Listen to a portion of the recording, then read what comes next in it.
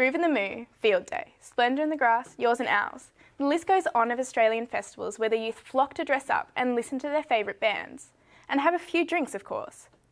These festivals have taken on characteristics from their overseas counterparts, primarily the infamous Coachella. Festival fashion has become a lucrative business and one of the most stressful times in a young adult's life. What will we wear? Do we match with our group? What if everyone else is wearing the same thing? I have to be alternative, indie, different. How do I achieve this? Cultural appropriation. Well, not blatantly, but subconsciously we make the decision to use other cultural looks because they seem cool, right? What is cultural appropriation? It's when cultural elements of a minority culture are either borrowed or stolen by members of a dominant culture, and are often taken out of context. We saw the catalyst of this at Coachella, when Native American headdresses were fawned over as being indie, cool and different, and definitely the headliner of festival fashion. Is this okay? Well, no. We're taking cultural elements of minority cultures and using them as a beauty trend, not actually respecting the historical significance or respect necessary towards these cultures. We started to see culturally appropriated beauty looks transition to the Australian festival culture. You've certainly seen some of these while you're raving out in the Splendour mosh pit. Bindies. This is a common one. We've been using bindies for years. Adorning your forehead with jewels isn't just a cool look. You're actually appropriating symbols of Southeast Asian and Chinese cultures used for religious means. The bindi is historically used in scriptural, sacrificial meanings, founded in tradition.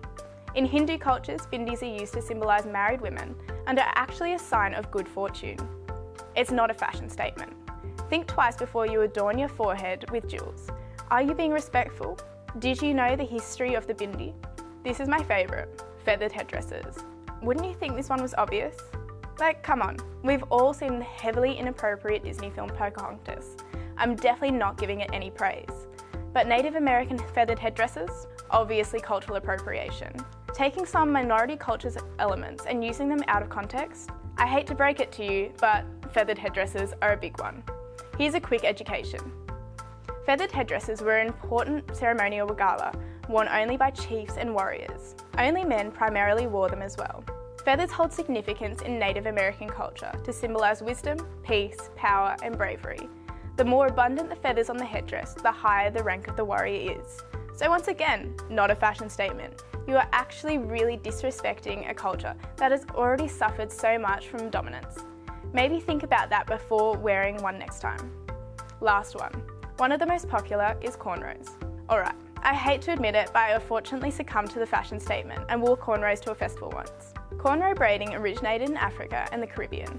The name actually indicates agriculture, planting and labour. Michaela Davis of Vibe magazine states, "They're part of our cultural and artistic vocabulary." Braids are part of tribal customs in Africa and also still signify a lot of marginalisation in America as a symbol of difference and for part, discrimination. Did you know this? I certainly didn't until I began to research. Don't just think that it's cool, actually look into the history of these styles, because I can tell you that appropriation isn't cool. It's all fine to want to be an individual, to look cool at the next festival when you take on the Splendour bender. However, be conscious of your fashion choices. Don't take someone else's culture just because it looks cool. There's plenty of fashion out there that doesn't require cultural appropriation. You just have to look for it.